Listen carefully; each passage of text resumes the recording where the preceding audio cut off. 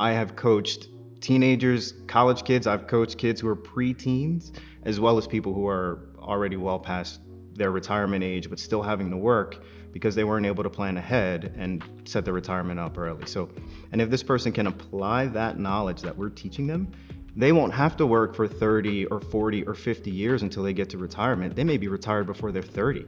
They might be retired before they're 25 if they do it right. So I get very excited when young people want to learn how to invest, and I try to give them as much energy as I can to get there. Social Security is a safety net that's out there for us here in America that may not be there tomorrow.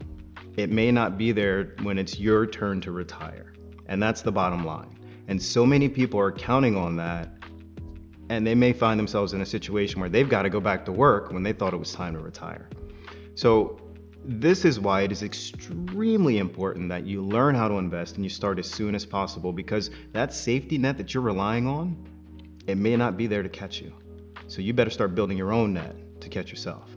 Now, I think that there's nobody on the planet explaining this or talking about this. There's nobody better than Phil. So let's go hear what Phil has to say about this subject. How powerful this strategy is for people who want to have a life, for people who want to enjoy their retirement, for people who want to enjoy their children, people who have no interest whatsoever in sitting at a desk, looking at computer screens all day long, figuring out what clever thing they can do in the market to beat all those Wall Street guys. We just don't do that.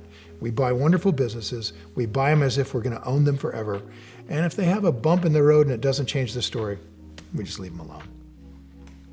So what you need to start investing, number one, you need knowledge. All right, you need to know what you're doing before you get out there and try to invest, because without knowledge, you're just gambling. And at Rule 1, we don't do that. Number two, you need some money. And you don't need a lot of money. You can get started with as little as $500. So you don't need a mountain of money, but you need some money. And then number three, you need a brokerage account. Now, the brokerage account that you need, you can get from whichever broker you prefer. Just make sure that they are going to set you up with the appropriate options, approval levels, and the various different things you need to run your account. Within your brokerage account, you will have the ability to buy shares, which is a small fraction of a company.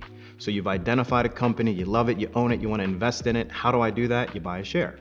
And we like to buy more than one share if possible, right? So a share is just a fractional piece of a company. And within that brokerage account, you're going to be buying and selling shares. Now, in addition to that, you're also going to be trading options. And we trade options a very specific way within that brokerage account that allows us to get the money back that we've paid for our wonderful company. And we'll tell you more about that when you guys get to the workshop for sure.